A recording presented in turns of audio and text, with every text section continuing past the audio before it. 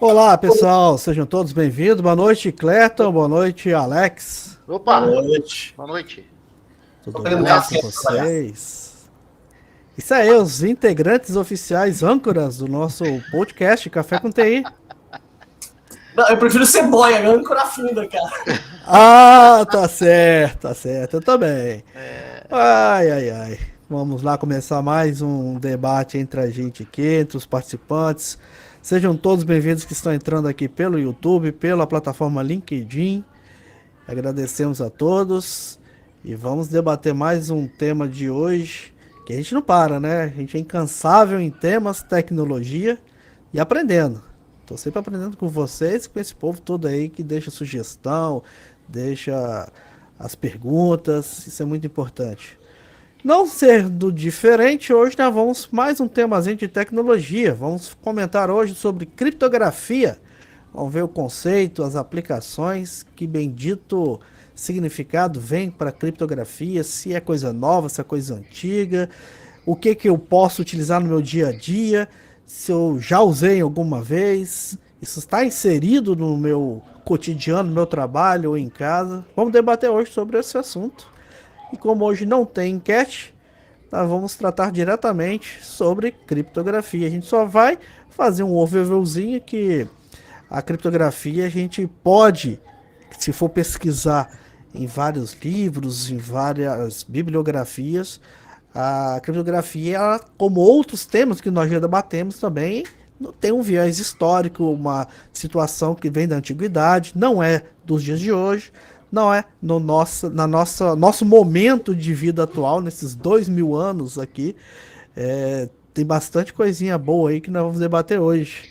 Jogo pra cima e aquele que tem mais coragem e dinheiro assume a posição para conceituar o que é criptografia. Alex riu, então, porque tem muito dinheiro. Vai de lá, Alex. 3 dias. Não, as criptografias serão 3 dias de live, né? 3 dias de live, realmente. Toca aí. Vamos lá, seu Que Clerto. criptografia pra mim é. Ah, tranquilo. Eu sou só usuário. Ó, pra gente poder se conceituar, você tem um cofre dentro de casa, saiu e você precisa pegar um documento que tá dentro do cofre ou alguma coisa que você não tá em casa e precisa passar a mensagem de quem está dentro de casa para abrir o cofre. O código do cofre você tem que passar para essa pessoa. E aí, como é que você faz? Que técnica você usa? Uso A gente vai falar de ponta a ponta. a criptografia, né? O problema é do outra ponta lá, Outra se ponta. realmente é quem você acha que é, né? Tô certo, Cleto? Hoje tá difícil de saber. Teoricamente, a criptografia nasceu pro mundo na Segunda Guerra Mundial, né? Mas a gente tem registros desde os tempos de Salomão com algumas criptografias, claro, não na forma que a gente vê hoje, mas passar informação. Se não me engano, para entrar no templo de Salomão, a pessoa tinha que se identificar com uma palavra, com uma senha, que só é secreta, que só as pessoas que detinham aquela palavra poderiam adentrar dentro do templo, né? Exato. E aí a gente tem, né, desde o simbolismo, que a gente comentou na esteganografia na live passada.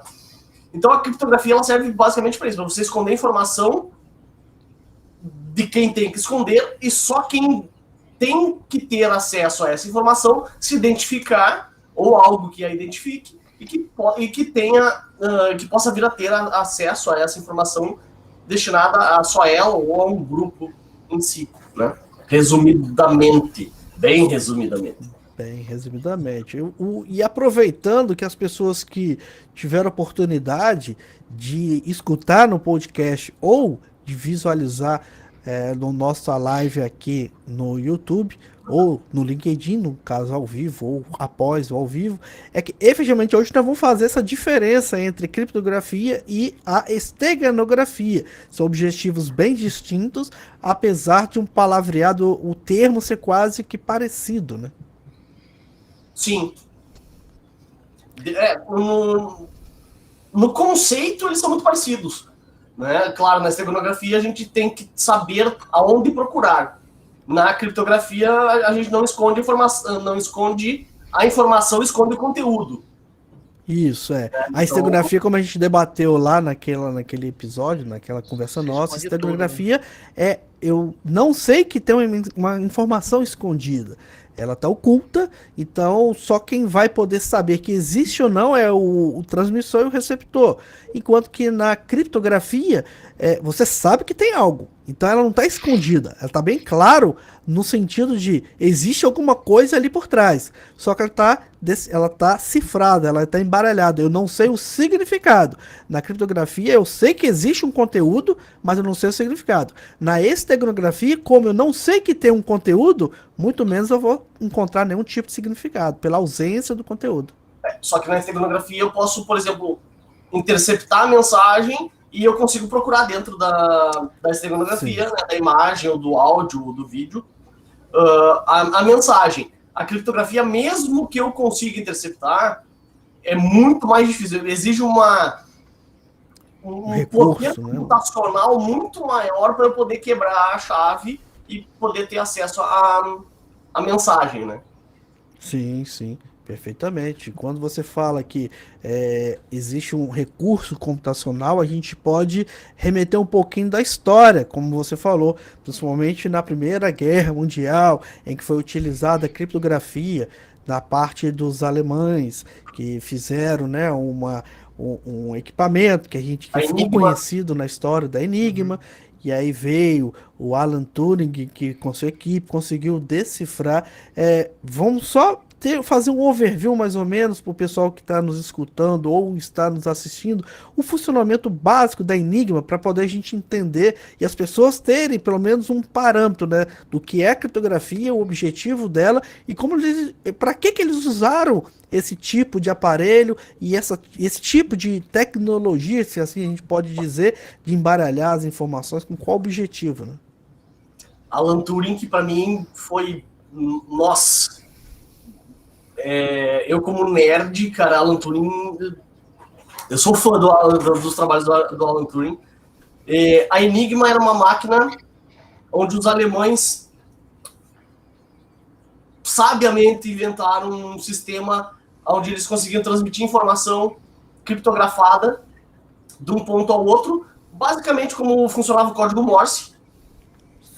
Né? Então, eles transmitiam informação cifrada já, e a Enigma era basicamente uma máquina de escrever, onde você colocava a chave, que depois a gente vai ver o que é chave simétrica, e você digitava a mesma mensagem tendo a chave e retornava a informação de modo inteligível.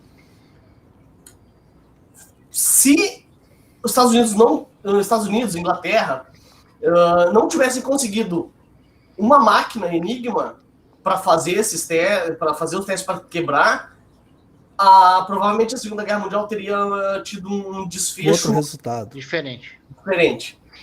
Né? Então o Alan Turing, ele fez o quê? Ele, junto com outros três matemáticos e mais uma mulher, eu não vou lembrar o nome agora, históricos, mas também tem vários documentários, e tem acho que na Netflix tem um filme muito bom do Alan Turing, Desvendando a Enigma, se não me engano. Isso. Ele fez um computador onde ele pegava as mesmas mensagens e ele quebrava as cifras. Então ele conseguia tem um filme, o Jogo da Imitação também. Jogo da Imitação. E aí ele fazia a decriptação da mensagem. Não vou dar spoiler, né?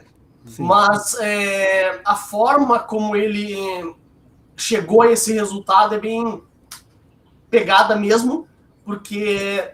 não vou falar porque daí eu vou dar spoiler, mas para você conseguir descobrir um padrão de criptografia, ou descobrir uma criptografia, a chave, você precisa identificar o padrão. Sim. E no filme acontece de eles estarem num bar ali conversando, e uma moça que estava no bar fala que um namorado dela, alemão, mandava mensagem sempre, e ele pega de uma rotina que ele fazia, ele mandava nas mensagens, ele pega essa rotina, joga no decryptor dele e eles conseguem decifrar a primeira mensagem da Enigma. Então é mais ou menos assim. Então vale a pena muito, muito mesmo. Muito. Tá? Não só pela parte matemática, científica, pessoal. Alan Turing teve sérios problemas. Ele foi agora recentemente reconhecido e o governo inglês se retratou pela forma como o Alan Turing foi tratado. Sim. Né? Então, por ser homossexual e etc. Então, se existe uma dívida histórica, que eu não gosto muito desse termo, não vou entrar nesse mérito, mas se existe uma dívida histórica, ela existia sim com Alan Turing, por tudo que ele contribuiu para a Segunda Guerra Mundial, e o governo britânico foi extremamente escroto com ele, mas eles voltaram atrás, reconheceram o que fizeram e tal, acho que o ano passado, até ou esse ano, se não me engano. Pegando esse gancho histórico aí, Clerton, falando dos filmes aí, um filme que eu tenho assistido algumas vezes também, e que meio que dá um contraponto aí, você falou aí do Alan Turing na parte da Enigma na Inglaterra. E, em paralelo a isso, o trabalho que os caras lá dos Estados Unidos faziam de tentar decifrar os códigos das mensagens dos japoneses para aquela batalha de Midway, né? Que foi lá no Atlântico, também foi um negócio fantástico, porque assim, era um outro tipo de não sei se a gente pode chamar de criptografia, mas eram mensagens cifradas, né? Com uma tática, uma técnica lá que os japoneses mandavam as mensagens e os caras ficavam lá dias tentando decifrar os códigos para poder chegar nas mensagens, e os caras chegaram de uma forma muito precisa, né? Quem é da área de TI, quem é da área de segurança, principalmente, a área de TI acho que não é tanto, mas a área de segurança, criptografia é apaixonante. Sim. Eu comentei na live passada, né? Um dos meus professores do mestrado, o professor Rui, cara, ele acho que o doutorado dele foi sobre criptografia, se não me engano. Ele encripta e decripta na mão. Ele pega a tabela lá e dependendo, claro, da criptografia, né? Porque se você pegar um PGP da vida, você vai ter lá, sei lá, 10 milhões de anos para decriptar uma chave de sei lá, 128 bits. Então, né, mas... O que a gente tem que ver é a tecnologia daquela época. Eles utilizaram uma máquina que hoje, com essa toda evolução tecnológica, a gente fala, nossa, mas isso aí seria muito fácil descobrir por aquilo. Mas é o que você falou, só consegue decifrar alguma coisa se você descobrir um padrão. Exatamente. Essa é a grande chave da história. A chave, né, da verdade, né? Cara, padrões regem chave. Tipo, padrões regem o mundo. Se você, até para jogar videogame, se você descobrir o padrão do jogo... Acabou. Você resolve muitos problemas. O legal da Enigma é que não foi só a questão da tecnologia empregada, do mecanismo. Você tem a questão da criptografia, mas você tem várias outras variáveis que, se a pessoa não soubesse de uma outra tecnologia, não conseguia nem chegar na criptografia em si. Por quê? Como o Clerton falou, a Enigma é uma máquina, como a máquina da datilografia, em que você tinha a sua configuração. Depois as pessoas têm que pesquisar um pouquinho mais para saber a fundo tecnicamente como funciona, mas o resumo é que você fazia uma configuração diária nela para poder embaralhar a cada dia para mudar esse padrão, para não se fazer um padrão diário.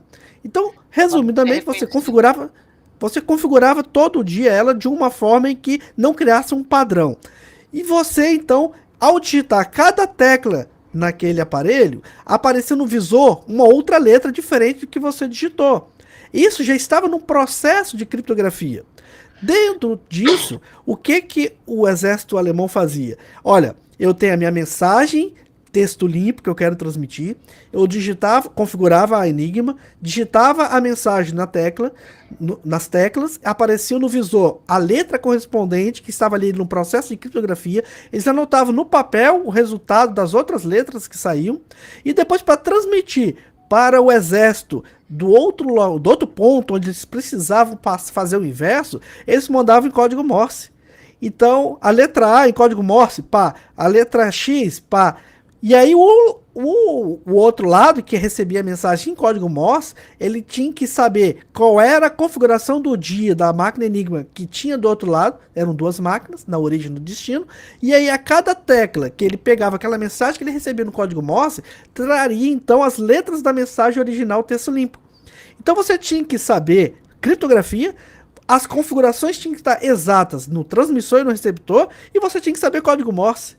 Então, olha as variáveis que não só a criptografia, mas tem outras intempéries, porque se você, ao escutar, opa, o código Morse, você entendeu a letra A e a letra B, rapaz, sua mensagem ela já é uma outra dificuldade de você conseguir decifrar. Agora, cara, assim, criptografia é um negócio muito louco, né? Porque, vamos pensar... Os alemães, né? Eles criaram uma máquina que é tipo as fotos pelo menos são do tamanho da máquina de escrever, né, antiga. E no filme do Alan Turing você vê o tamanho do artefato e do monstro que ele teve que criar para poder conseguir descriptografar a mensagem. Se você pegar uma coisa que eu acredito, a vantagem dessa época é que eram cifras mecânicas. Eram cifradores mecânicos. Então, limitava muito as probabilidades, né? As probabilidades. Assim. Apesar de ser grande ainda, né? Sim, ser grande, claro. Porque, é sempre exponencial, né? Então, por exemplo, se você tem lá 128 bits, você vai ter lá 2 elevado a 128.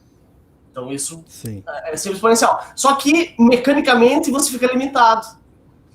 Então, você vai pegar o quê? É diferente de digital, né? Que você tem ali letras maiúsculas, minúsculas, números, caracteres especiais. Daqui a pouco eu posso usar a tabela ASCII.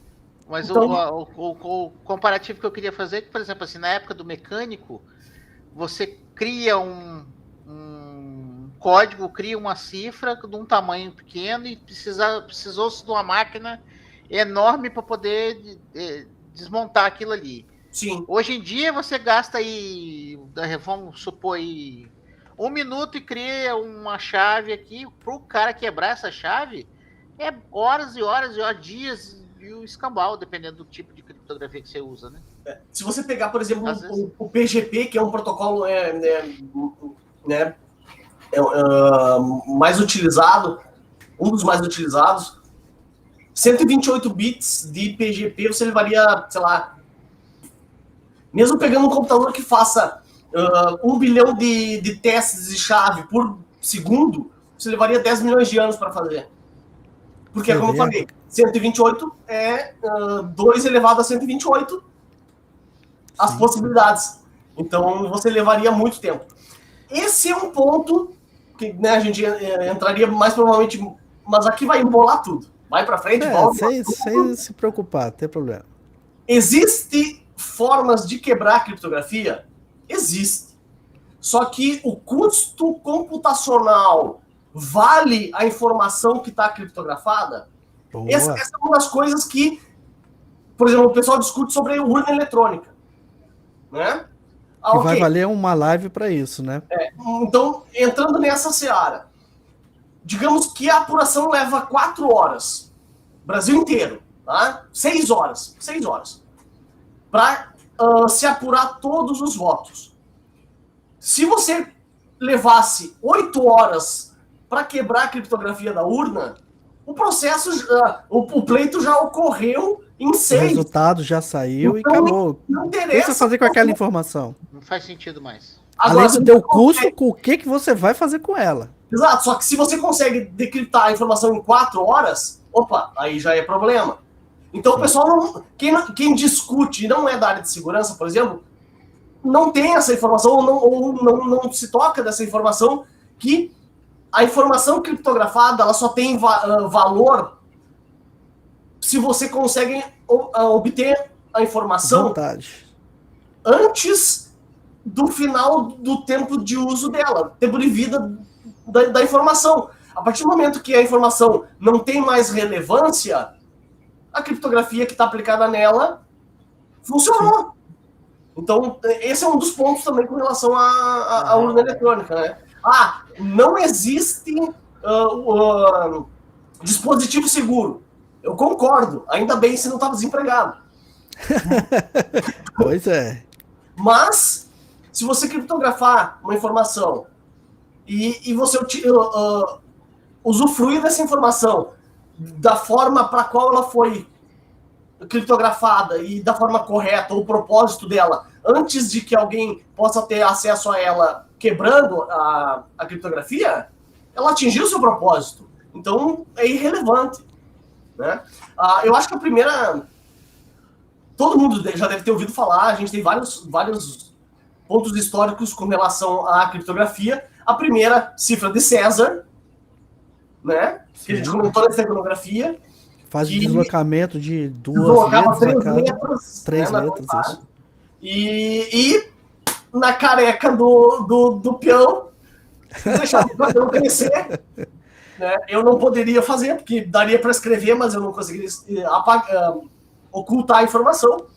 E essa é uma referência. Sim. Tem uma referência aparece no filme do Dan Brown, Código da Vinci, talvez, que é o Cryptex. O Cryptex... não é o Código da Vinci, não, é o outro. É Fortaleza Digital? Não, é da série Código da Vinci, mas é o segundo filme, é um outro nome. Eu acho que foi no livro, então, bom, whatever.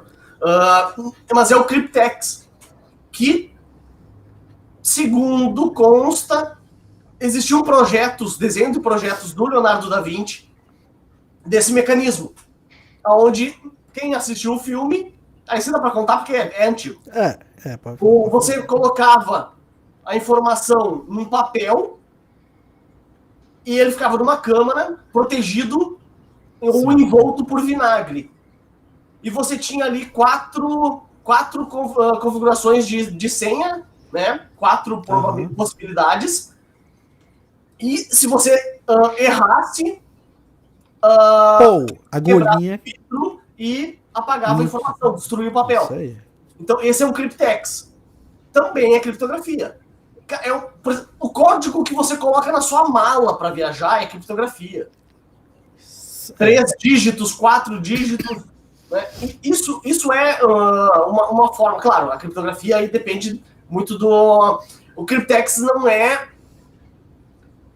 é especificamente criptografia, não é cofre, né? Não é essência, ele é o envolto, é a embalagem. Mas a forma de utilização, você leva o conceito de... Tá embaralhado lá, você precisa desvendar algo para obter informação. Aí o conceito de criptografia. Você precisa desvendar a chave, que é a sequência correta do mecanismo. O que tem naquele... Para ter acesso à informação. É o conceito de criptografia, né? Sim. Tem naquele filme... Oh, meu Deus, agora deu um branco do filme da Laura Crawford. Que o pai deixa uma mensagem para ela dentro de uma caixinha que você tem que abrir a caixinha. Também é uma forma de criptografia? Não. Não, é um conceito. É um conceito. É o conceito da criptografia. Você tem uma mensagem fechada em um dispositivo e você tem que conhecer a chave para acessar a mensagem. O conceito é o mesmo do Cryptex. A gente vai ver que em vários momentos nós temos a necessidade, o porquê do uso da criptografia. Então, desde a história, que na parte histórica lá dos alemães, japoneses, era questão de guerra, era questão de informações privilegiadas, de localização estratégica da infantaria inimiga, porque eles estavam sempre querendo ganhar territórios, avançar, recuar. Então essas informações estratégicas se ganhava uma guerra. Hoje em dia a criptografia é muito mais do que isso, até porque a gente não está em guerra, teoricamente, né? Fora a Guerra Fria, outros malwares, outros tipos de guerra que a gente está tendo aí que também utiliza a criptografia, que não vou falar mais lá para frente. Mas quem não tem uma senha que é necessária para acessar seu e-mail, sua agência bancária, diversas plataformas, você tem que proteger todas essas senhas. Então, sempre que a gente fala seria utilizar a guarda dessas senhas em local criptografado, para você dificultar o acesso. As questões que a gente fala dependendo do recurso computacional, não é interessante você tentar quebrar uma senha, porque o conteúdo, o valor dele é tão ínfimo do que você vai gastar para fazer o recurso computacional. Principalmente daquilo que você vai levar, por exemplo, eu utilizei uma senha, um DES, um AES, um Blue Chip, que não vamos falar lá na frente, que seja. Você tem lá uma senha, eu vou comprar um computador para ficar tentando desvendar a senha dos outros, ou tentar quebrar uma criptografia. O problema é que quando é senha, que você quer tentar descobrir a senha, por isso que a gente sempre fala que nós de segurança de informação, você tem lá procedimentos que são as melhores práticas. Por que a gente pede para trocar a cada 90 dias? Porque quando você entra com um processo, utilizando o recurso computacional, para tentar quebrar a sua senha, o cara vai levar 2, 3 anos, mas vai ter certeza que vai quebrar. Se em 90 dias você trocar a senha, aquela senha antiga que ele começou o processo de quebra, vai ter que começar do zero. Porque já é uma nova sequência de caracteres, é uma nova senha em que você tem que começar do zero agora o processo, porque senão você nunca vai conseguir descobrir a segunda nova senha. Exatamente, é o que a gente falou, é o tempo de vida útil da informação versus o tempo que você leva para quebrar a criptografia. Eu acho que muita gente está aprendendo criptografia no momento em que eles instalam o Windows, ativam o BitLocker do HD e esquece a senha que eles cadastram no momento de instalação do Windows e ativam esse sistema do BitLocker. O BitLocker nada mais é uma criptografia do seu disco que se você tirar do seu computador, você não consegue ler em disco nenhum, a não ser que você digite a senha. Esqueceu a senha? Não tem esqueci minha senha, recupere a senha. Não adianta ligar para 0800 que você não vai recuperar. Então, tem dessas formas de criptografia que eu acho que muita gente está aprendendo da pior maneira possível. O que vocês acham? Pendrive também, né? Tem alguns pendrives que já tem ferramenta de criptografia nele mesmo, né? Então, sim. Se você olhar um HD, por exemplo, um HD 10 teras, que o pessoal está usando muito para fazer backup de dados, né, de empresa, já tem HDs de 10 teras que ele já é nativo o uso de criptografia. Então você tem que digitar sempre, ele abrir a tabela de arquivos do próprio HD, você conseguir gravar e depois fecha. Aí você pode usar aplicativo de terceiro, você pode...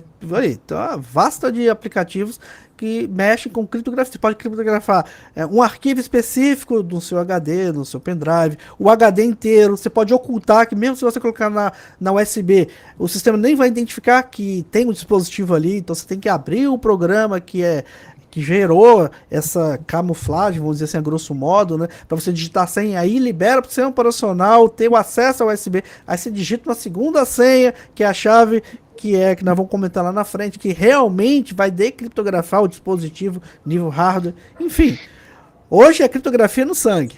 Mas o pessoal usa a criptografia todo dia e não sabe. Provavelmente. Uma criptografia chamada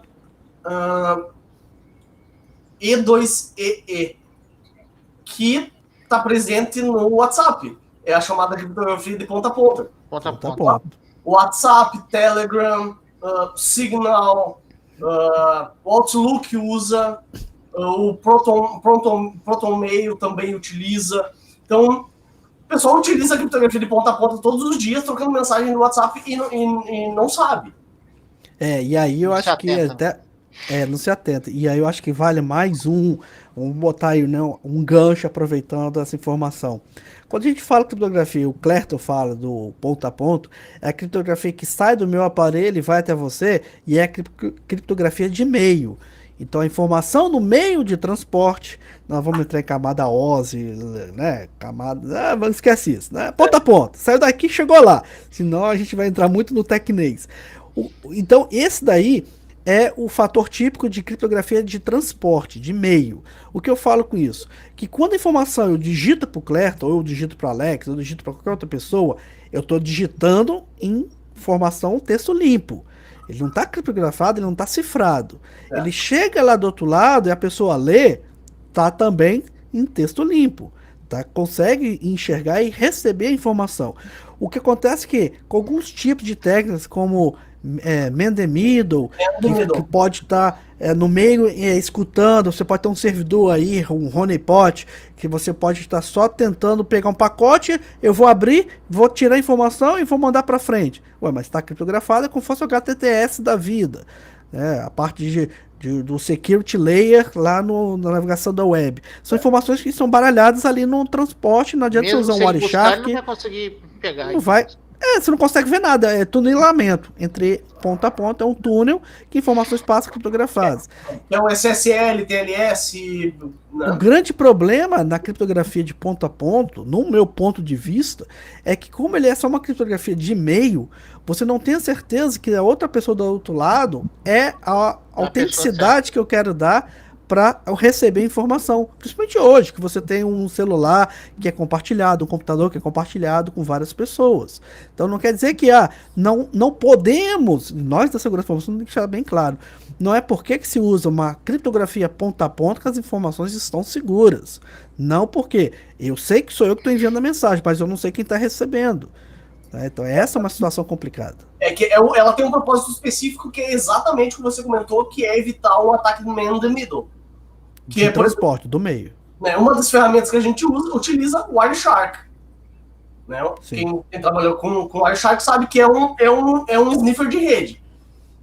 Sim. Então você coloca o Wireshark rodar na rede, a transação, desde handshake, eu falei, vamos 3 dias de live, mas desde o handshake para você conectar num site ou um serviço, né? Aquele three-way handshake lá que tem, gera o número para depois fechar a conexão, para depois fazer o tráfego. Ô Clerto, antes de você continuar, vamos alegrar o pessoal de escovação de bit também, né? Porque o Wireshark é mais um gráficozinho que se coloca ali, é um front-end. Vamos botar um back-end, né? O pessoal que gosta de um TCP dump, uma informaçãozinha um pouquinho mais de gestão de bit, né? Vamos escovar um bit um pouquinho, vamos agradar os dois públicos, né? O escovador de bit e o Windows User, né? O Next Finish. Então a gente, para alegrar os dois, o pessoal que quiser um pouquinho mais gráfico, um pouquinho mais fácil de usar, vai lá o Wireshark, vai usar os filters e vai pegar só aquilo que você quer. Você quer ter um pouquinho de escovar o bit? Vamos usar lá o TCP dump, vamos brincar um pouquinho mais. Mas é um nível de tecnologia que eu não entro muito, sabe? Geralmente a gente utiliza para pentest. Dentro da gama canivete suíço do pentest, a gente utiliza o Wireshark dependendo do escopo do serviço. Do serviço, né? E o que se quer investigar, na verdade, também, né? O que se quer invadir, sei lá. E muitas vezes, dentro do próprio Wireshark, você consegue filtrar ali, você vai ter mensagem em texto puro de senha, de usuário. Então, dependendo como você procurar e sabendo procurar, você acha? Porque o que acontece? O Wireshark ele vai pegar endereço de origem, endereço de destino. MAC de origem, MAC de destino, então é uma coisa mais técnica. Então, ele lê tudo. Vai ter protocolo. Ele abre um pacote TCP.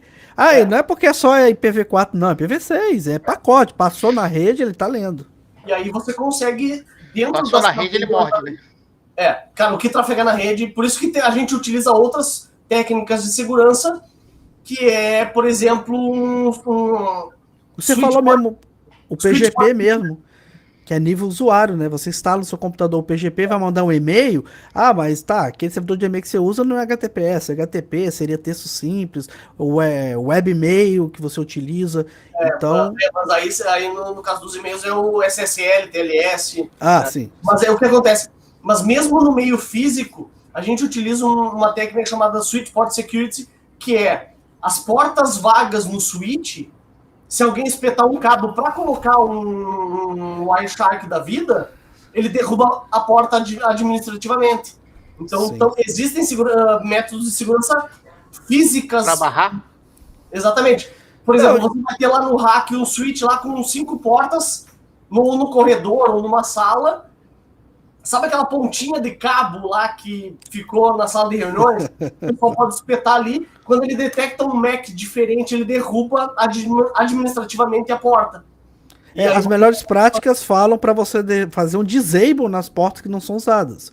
Você faz enable na porta conforme o uso, né? As melhores práticas dizem isso. Mas aí, esse é o comando, geralmente na Cisco, eu conheço muito mais de Cisco, mas tem lá o Switch Port Security que você derruba a porta mesmo quando ele detectar atividade que não é a que ele já teve na tabela MAC do switch, naquela porta, né? A gente também pode falar sobre VLANs, aí você vai falar sobre roteamentos. Aqui nós vamos brincar, por isso que é live pro ano todo, tá tranquilo. Só um parênteses aí, o filme é o Código da Vinci mesmo. E aí o que acontece? Com os demônios.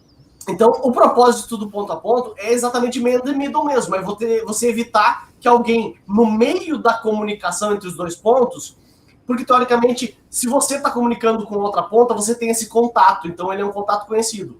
Mesmo que o celular tenha sido clonado, etc.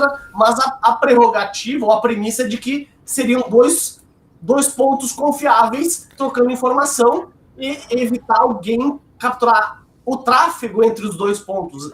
Esse é o propósito do ponto a ponto, né? Do ponto a ponto, é válido, é tranquilo. A gente só tá alertando para aqueles que não têm um conhecimento técnico, eles estão começando agora na área de tecnologia ou na área de segurança, que às vezes, quando se fala muito de ponto a ponto, é como se fosse um peer-to-peer. O meu computador está conectado direto com o computador do Clerton. O meu celular está direto sem passar por um servidor ali no meio. Então a gente sabe que todos os pacotes que trafegam na internet é Next Hope. Então vai passando por vários switches até chegar naquele equipamento, aquele dispositivo. Tanto é assim que quando vocês enviam, vão pegar o exemplo do WhatsApp, que tem tecnologia ponto a ponto de criptografia. Você manda uma mensagem, eu não mandei mensagem do meu celular, não foi direto pro celular do Clerton. Ele passa pelo servidor do WhatsApp, o WhatsApp entrega para ele. Como é que eu sei isso? Quando você envia uma mensagem para outra pessoa, se tiver uma setinha só, é porque sua mensagem só chegou no servidor do WhatsApp. Quando tiver 2 setinhas, que foi entregue no destinatário.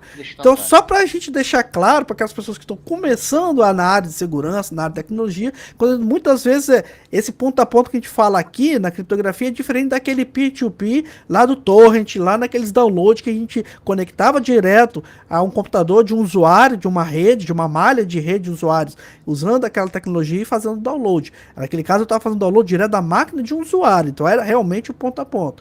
Nesse caso tem um servidor no meio que seria o WhatsApp. Aí a gente entra... que processa essa criptografia para entregar a mensagem. A criptografia é do próprio aplicativo do celular.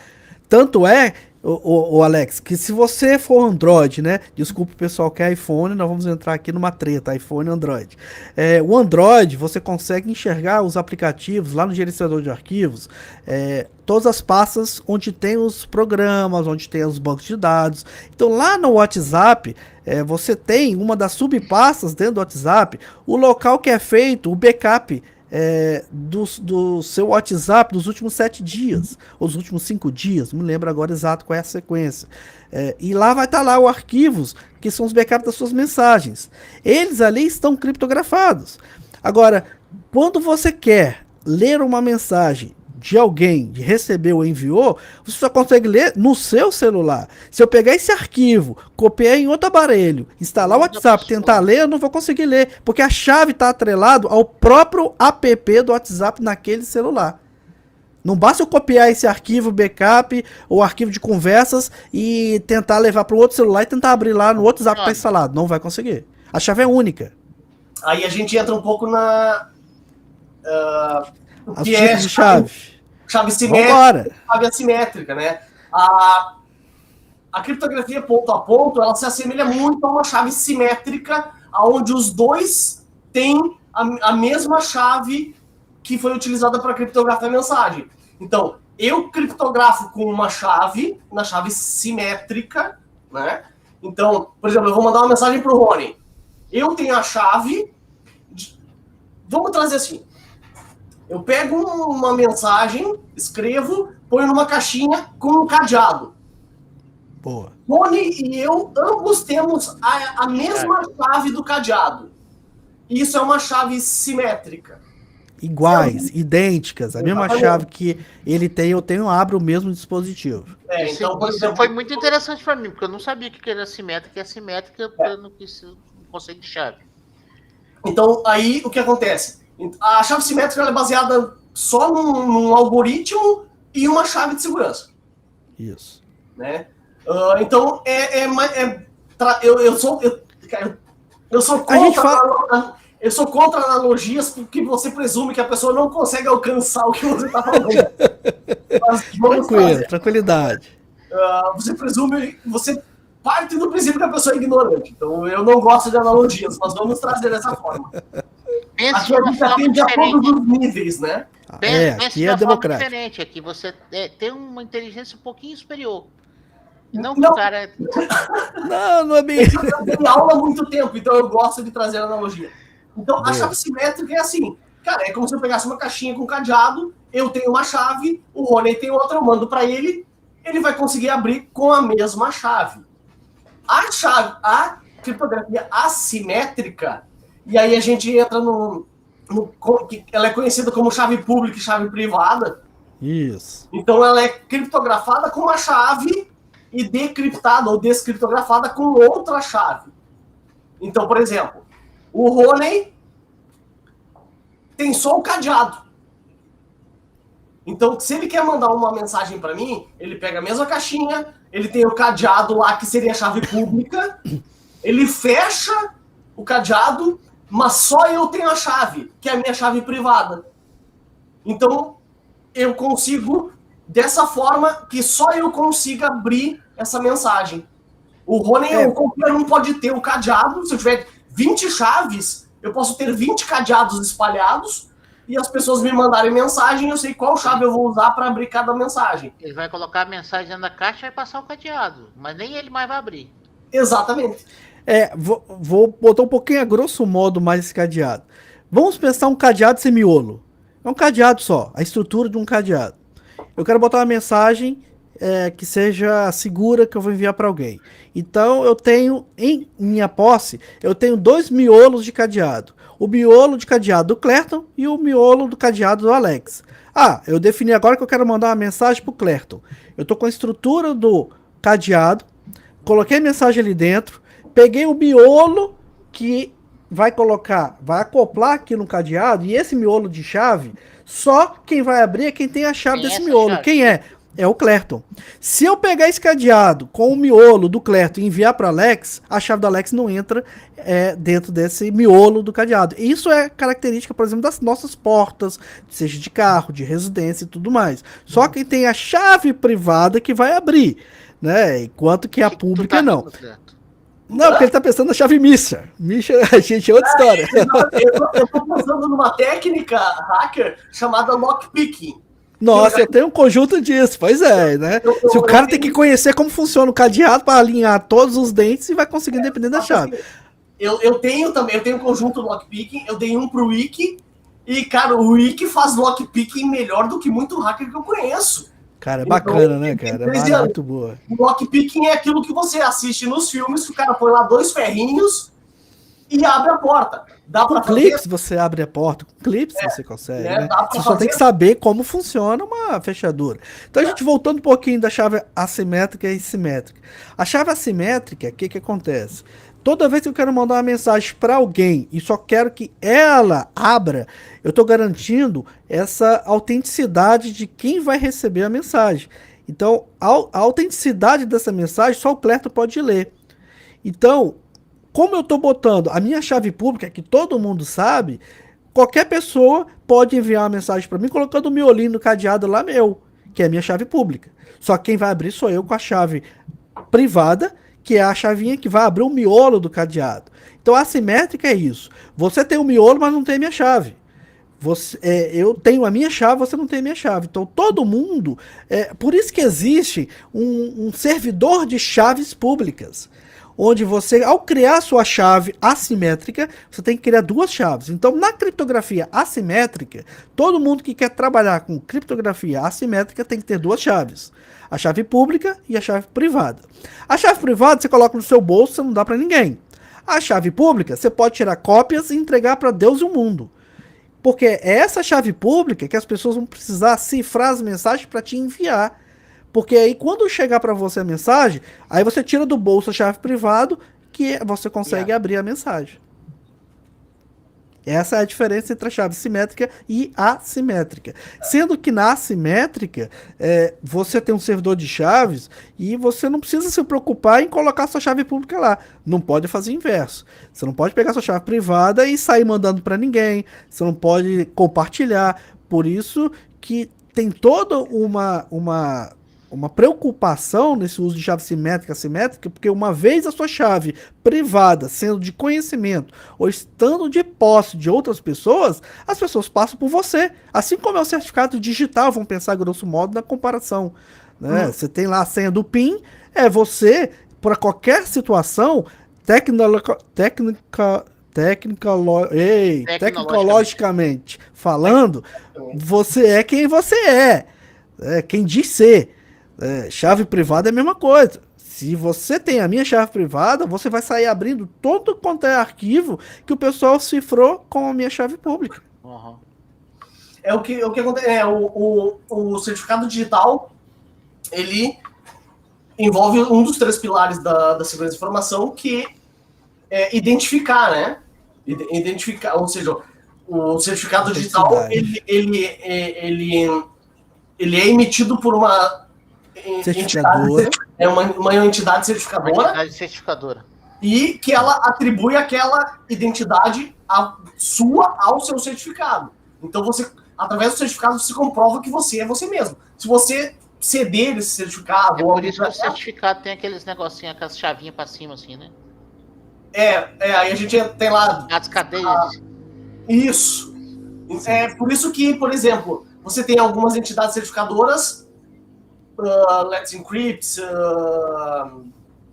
tem a outra lá, Comodo, que não são as ideais para validar a autenticidade, né, ou a identidade de alguém. Dá para usar?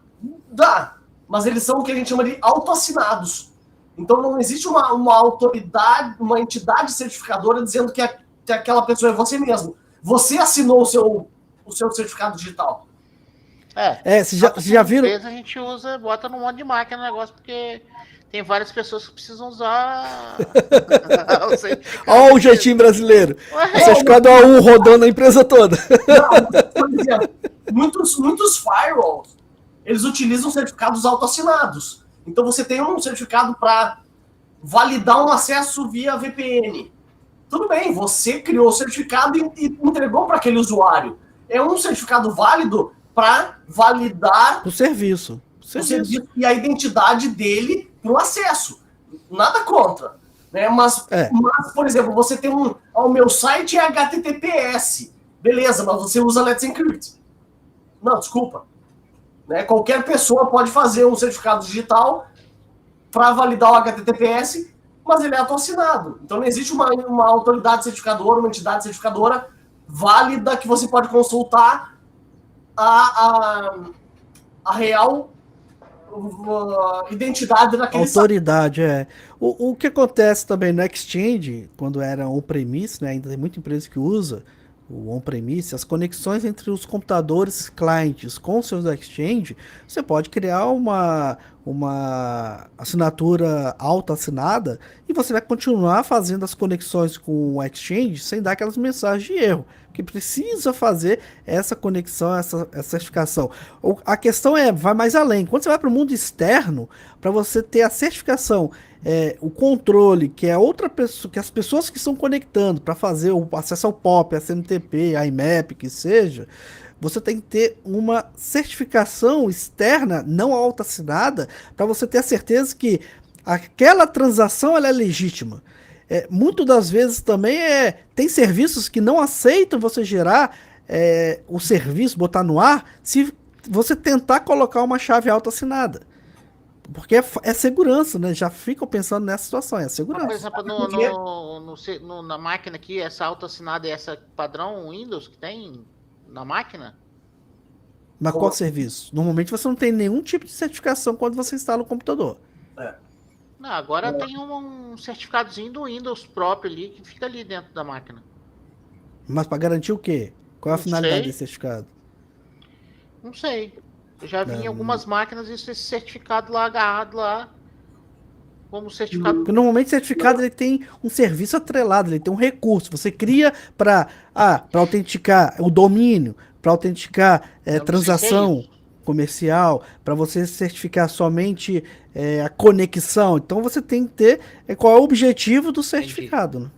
Tanto que tem né, o A1, A3, então... Tem. Por A exemplo, diferença são. Não, ok, Não, é um A3, beleza. mas E agora você sabe que tem um A1 específico para CTE? sim, a gente usa para nota fiscal, fazenda. Mas, por exemplo, a Não, OAB, não. Por exemplo, existe o A1. expede, A OAB A1 normal. Vamos lá, vamos lá. A OAB expede na carteirinha do advogado certificado digital, então para validar a identidade dele. Mas tem muito site onde você entra que você tem que instalar um Java para validar o certificado junto ao serviço do site. Assim como tem sites que você tem que baixar o certificado e instalar no navegador para poder utilizar. Então depende Você tem o eCPF e CNPJ, que são esses certificados que você está citando aí. Eu estou falando que agora existe um outro A1. Um outro A1. Um A1 CNPJ, Rony, você emite nota fiscal eletrônica, cupom fiscal, CTE. Existe um agora específico para CTE. Que você pega esse certificado e vai lá dar no seu cliente lá, ele usa no multi-CTE dele lá e ele emite o CTE para você. Vamos só entender uma coisa. Você pode ter esse mesmo serviço no A3, tá? A diferença que você está falando é o meio. O A1 é validade de 1 ano, o A3 é 3 anos, geralmente. Qual é a diferença entre o A1 e o A3? O certificado é o mesmo. É que comprova que aquela pessoa CNPJ é ela que está usando o certificado. O A1, você não tem um token. Você não coloca na USB. É instalado no navegador, é colocado na máquina. Por isso que a validade dele é menor. Porque o risco de você ter um computador clonado, de você ter uma invasão do seu computador é maior. E por isso que pela segurança baixa do A1, você tem uma validade menor. O A3 é todo certificado digital, seja eCPF, eCNPJ, que ele está gravado dentro de um token. Perdeu o token, perdeu o certificado. O A1 você pode fazer o backup. Se você formatou a máquina, o seu A1 é um arquivo digital. Então você só precisa instalar novamente o navegador e você continua usando. Então, ter um certificado específico para X, Y, Z serviço não é a diferença entre A1 e A3. É a característica do certificado. Você tem um certificado só para CTE? Tem. Você tem um certificado só para emitir nota fiscal? Tem. Na Fazenda? Tem. Para Receita? Tem. E tem aquele certificado, por exemplo, o seu CNPJ, se você não for lá na prefeitura e habilitar no serviço deles que recurso do seu CNPJ pode ser utilizado, você só por ter o CNPJ não acessa nada da prefeitura. Então, é a vinculação de um certificado a um recurso que você pode utilizar. Não, isso aí está entendido. Esse outro A1 agora, ou A1 ou A3, esse outro certificado agora, ele tem uma especificidade. Eu não posso pegar esse certificado, por exemplo, e entrar no site da Receita. Igual um A1 CNPJ normal. A gente só tem que entender. Ele é só para validar CTE no site da Cefaz. Fora isso daí, você não consegue fazer mais nada com ele. Eu só não entendi, Alex, o seguinte, porque você como empresa, por exemplo, você já emitiu um A1 para um certo serviço, você não consegue ter 2 A1s por mesmo CNPJ. Agora consegue, é isso que eu estou falando com você. Para esse serviço específico de CTE, de conhecimento de transporte, é porque existe uma situação seguinte, por exemplo, quando você é transportador, operador logístico, você às vezes tem um cliente lá, um cliente grande de porte aí. O cara quer ele mesmo lá determinar qual carga que é e que vai botar no seu caminhão. Então, ele quer o certificado Ele emitiu o CTE, entendeu? CTE. Eu sei, eu tô criaram falando. uma classe de certificado digital agora, uma classe de certificado digital que é específica para emissão de CTE. Ele não... É bacana, porque a gente lá no Porto, a gente faz CTE e eu sou operador portuário e ainda alfandegário, mas você usa o A1 ou A3, normal, depende A1, A3 da... normal. Se eu tô fazendo meu sistema RP, eu tô fazendo no computador, depende. É, Mas eu só tenho um de cada, né? Um A3 e um A1. Mas bacana, beleza. É uma classe diferente. Agora, eu tive que conhecer porque um cliente pediu isso daí, tava pedindo, e, pô, cara, você pegar o seu esse CNPJ, entregar na mão do cliente, o cara faz o que quiser. Não, claro. Não dá. Mas aí é o que a gente poderia estar atrelando é o seguinte, né? É o que a gente chama de, vai me fugir agora a mensagem, é você fazer uma autorização de uso para um determinado serviço, né? Que seria eu não vou lembrar agora o nome, o termo correto, né? Porque o certificado é seu. Agora você faz uma autorização de terceiro utilizar para um determinado serviço. Não vou me lembrar agora. Não, é outro nome, eu entendi isso aí. Mas enfim, vamos voltar para a criptografia, que é mais fácil, que a gente domina. Vai lá, Cleto. A gente comentou sobre a autenticidade, mas a gente não comentou sobre hash, né? Hash, opa, bom ter lembrado, bacana. Primeiro explica para os nossos interessados em tecnologia o que é hash. O hash, ele é um resumo da mensagem cifrada, e também é utilizado para validar a autenticidade. Tanto que, por exemplo, quando você vai baixar um arquivo criptografado, ele tem um hash que você pode validar se esse arquivo foi alterado ou não. O hash original dele, se ele foi alterado, o hash resultante vai ser diferente do hash original. Então é uma forma de validar que a integridade do arquivo permanece a mesma. Ou seja, você pega lá um bloco de notas, escreve uma frase em uma linha, né? Você fechou o arquivo, salvou, aí você vai executar um comando hash, que é uma operação matemática, vai pegar aquele arquivo ali e vai dar um resultante, que é o que o Cleto levantou, e vai dar um resultado, uma sequência de caracteres, que é o resultado da operação matemática em cima daquele arquivo, do conteúdo. Se você abrir novamente o seu bloco de notas e botar uma letra A, mudar uma letra, acrescentar uma letra, salvar e fazer novamente o cálculo matemático, o valor resultante vai ser diferente do originário. E aí você vai conseguir identificar se foi alterado o conteúdo, se teve algum tipo de erro na transmissão do download. Por isso que muitas das vezes, como o Cleto levantou, quando vai fazer, por exemplo, isso é muito fácil de ver em distribuições de Linux, que tem toda uma segurança mais envolvida, né? O MD5, o hash, você tem vários tipos de controle. O SHE, são várias lives para isso. Então tem lá o arquivo ISO para você fazer o download. E tem o hash embaixo, o MD5, o HSI, o SHA. Aquilo ali são resultantes que você pode fazer o download. Não quer dizer que o download que está fazendo é justamente igual àquele que está no site. Mas você, no seu computador, vai fazer um recurso de hash, por exemplo, e vai lá, qual é o resultado? Deu isso. Vai lá no site, vê se bate. Se bateu, opa! É o mesmo arquivo que está falando que você pode baixar e deu aquele resultado, ele é idêntico ao que está no site. Nada vai ser alterado, você não tem nenhum tipo de problema que o arquivo não foi alterado no meio do caminho. Treta. Ou seja, eu posso baixar uma distribuição Linux, comparar o hash com a original, né, que está no site. Opa, alguém tirou a versão que estava lá, subiu uma com um backdoor, por exemplo. Sim. Só que isso vai alterar o hash. E aí você sabe, opa, se tem conteúdo diferente, não entra nessa esfera aí, deleta e não usa. Exatamente. Fala, Alex. Não executa, né?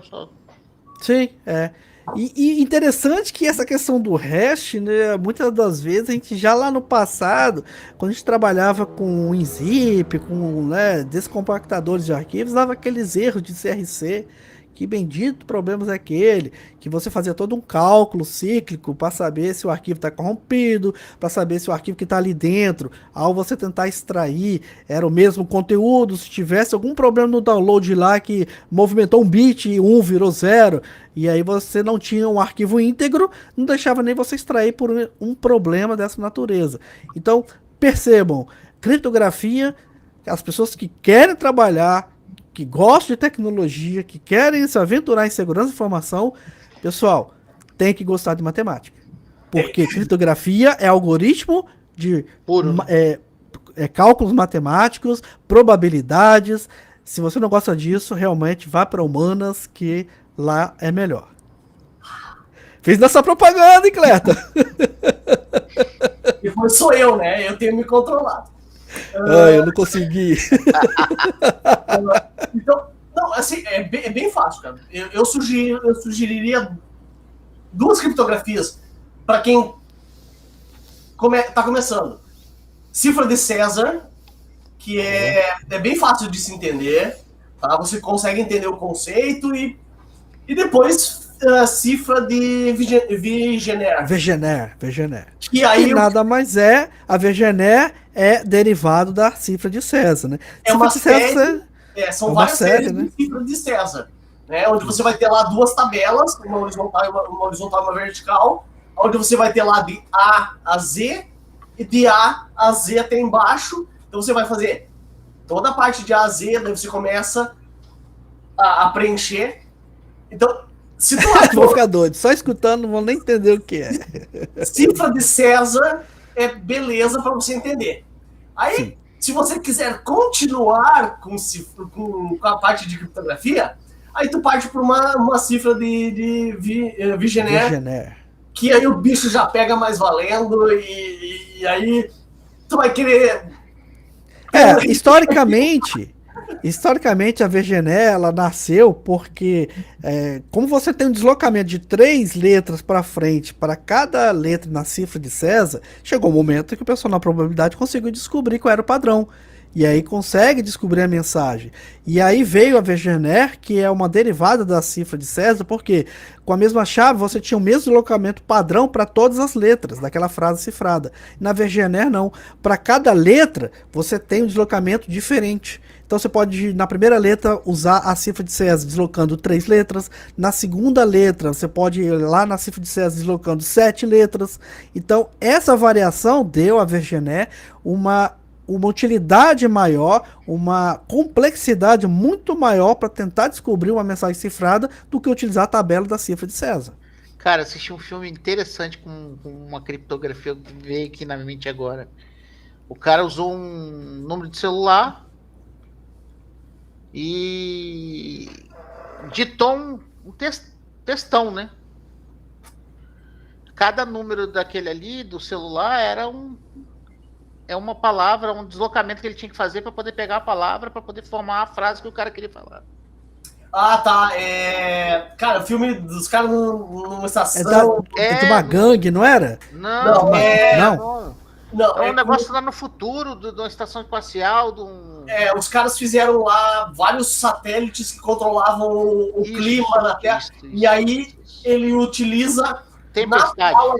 Na fala dele, ele utiliza cifragem com relação ao número do telefone do celular. Então, ele fala uma frase e o irmão dele que conhece a cifra, conhece a chave, no caso, ele vai substituindo cada letra na palavra e vai gerando uma outra... É bem legal. Eu vou procurar depois. Mas a gente tem várias... Tempestade no Planeta em Fúria. Aí. Bacana. Então a gente tem cifra de Gronsfeld. Cara, quando tu começar a procurar, vão ter vários. Você tem a mente brilhante, você tem até alguns dos filmes do 007 que também fala sobre criptografia, tem vários. E aí, então, a gente teria essas três, eu teria para recomendar. Cifra de César, Wegener e... como é que é o nome? Acho que é Gronsfeld. Deixa eu procurar aqui. Tem uma que Gronsfeld. É parecida com a de Wegener, só que ele, exceto só 10 alfabetos são utilizados. E a chave é numérica. Então, tem vários métodos, né, de cifragem. Você pode criar o seu. Então, também é mais bacana, que eu acho mais legal. Então, para quem quiser começar no mundo da cifragem... Se vocês olharem o código da Vinci, ele usa o cifra de Atbash. É o Atbash. Se Tem quiser um pesquisar. filme, acho que é o Duro de Matar 4.0, que Eu acho. é com o Bruce Willis, e é um dos filmes que eu mais gosto, tem, inclusive a música, uma das músicas que eu mais gosto, que o hacker ele desenvolve uma criptografia que depois é utilizada para outras coisas, mas então existem várias. Isso que a gente não vai entrar nem em cifragem quântica. Não, putz. É. Aí vai fundo. Já deu 1h04 de live, então Pessoal, imagina. realmente é um assunto, vocês verem que é bastante extenso, é complexo, tem vários métodos de criptografia. Eu acho que, na verdade, eu queria deixar aqui como tema para o pessoal correr atrás alguns tipos falando sobre criptografia para pesquisar. É o hash que a gente tratou, MD5, SHA, o Tiger, aí sistemas PGP, SSL, TLS, IPsec. A gente tem chaves assimétricas, simétricas, nós temos RSA, DSA, DES, Bluefish, AES, enfim. O que não falta é também até criptografia no DNSSEC, ICP e outros mais. Eu acho que falamos tanto aqui que as pessoas vão se identificar, usa um ou outro, já ouviu falar, mas para vocês, ou não, né? A sopa de letrinhas da TI nunca para. Nunca para. Então, boa ter lembrado. Além de gostar de matemática, tem que gostar de inglês também para vocês entenderem o significado de cada sigla dentro da tecnologia, porque isso é muito importante. Pessoal, vamos para nossas considerações finais aí, que o pessoal adora essas considerações finais, escutando bastante vocês falando aí de forma resumida, sucinta e que vai só agregar tudo que vocês falaram. 1 hora, vocês vão falar em 2 minutos. É um poder. Olha lá, é o poder discricionário sobre o assunto de hoje. Pego vocês no pulo do gato. Fala aí, Alex, fala pra nós aí.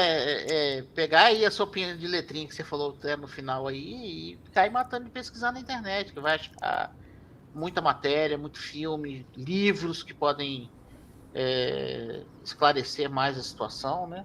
Mas, cara, os filmes já dão uma boa ideia do que é criptografia, né? De como é utilizada. Sim. A pesquisa é o ponto-chave do negócio aí. A gente joga o tema e quiser ir mais a fundo, o pessoal quiser se especializar, realmente vale a pesquisa para se inteirar melhor do assunto. Vai lá, seu Clerton. Utilize criptografia sempre que achar necessário, troca de e-mails, por exemplo.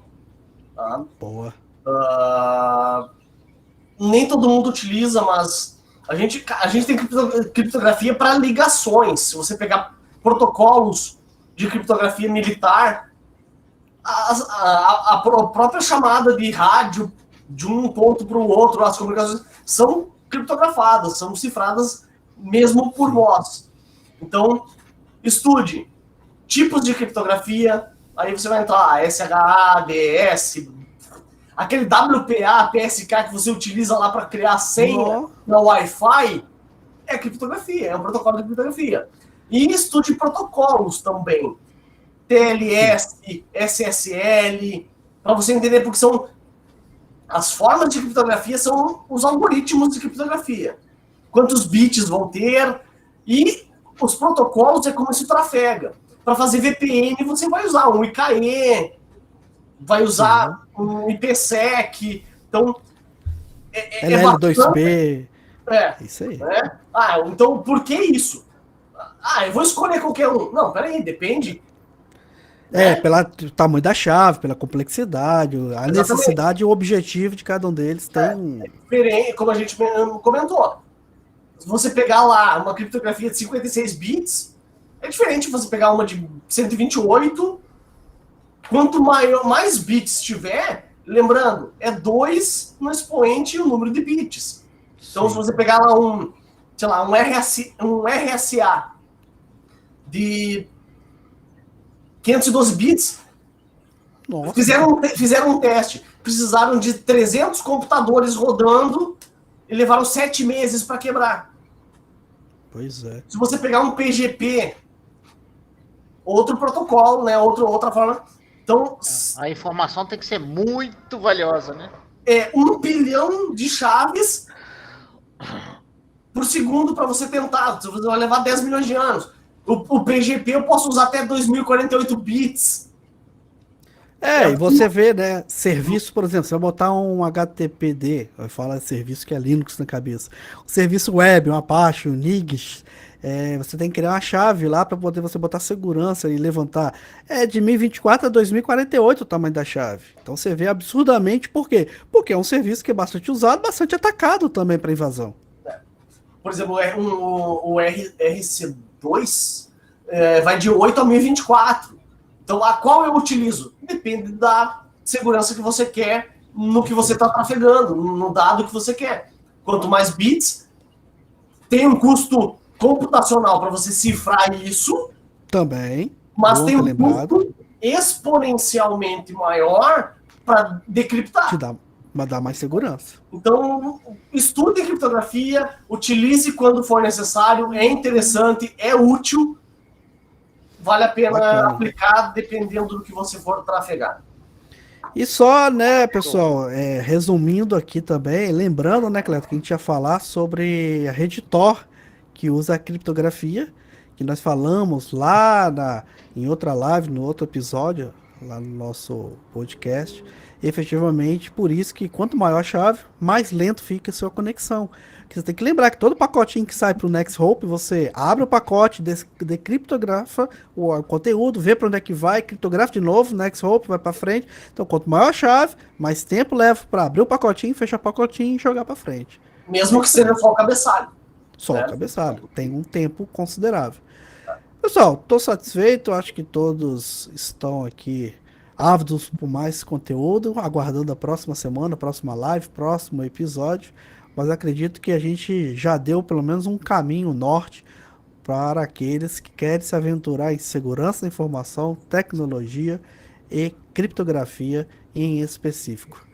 E nós convidamos a todos a assistir não só a esse debate que acabou de comentar sobre um tema específico, mas convidamos a vocês a participarem e olhar, escutar todos os podcasts, todos os episódios do nosso podcast Café com TI. Isso aqui nós fazemos parte, integrantes do criação de conteúdo do podcast Café com TI. Você pode ter acesso através do podcast cafécomti.com.br. Também está disponível lá no Spotify. Siga a gente lá, o podcast Café com TI lá no Spotify. Também no iTunes, no Google Podcast, Deezer, diversos podcasters. É só você escolher o seu preferido. E estamos lá com todos os episódios, com vários temas que nós debatemos. Seria uma enorme satisfação de tê-los nos escutando e aprendendo cada vez mais aí com diversos assuntos que a gente está tratando por lá. E se tiver alguma dúvida, uma sugestão de tema e quer participar conosco, é só comparecer aqui toda quarta-feira na plataforma do YouTube, nas nossas lives de quartas-feiras, toda quarta-feira às 21 horas, aqui no YouTube, no canal Rony Metz, lá em youtube.com/RonyMetz. Em breve nós vamos também ter o canal do podcast Café com TI, para poder facilitar o acesso de todos. E acompanhar aí e seguir esses especialistas aí, o Alex Oliveira, o Clerton Moraes aí, e até me seguir, Rony Metz aí, no Instagram, no LinkedIn. É só procurar essa turma de especialistas aí, que nós estamos lá dispostos a contribuir, ajudar e trocar figurinha com os diversos temas. Ok, pessoal, agradeço mais uma vez aí. Sigam o canal no YouTube, siga a gente no podcast, principalmente no Spotify. E conto com vocês até a próxima semana, hein? Às 21 horas, quarta-feira. Um abraço e até a próxima. Um abraço, prazer.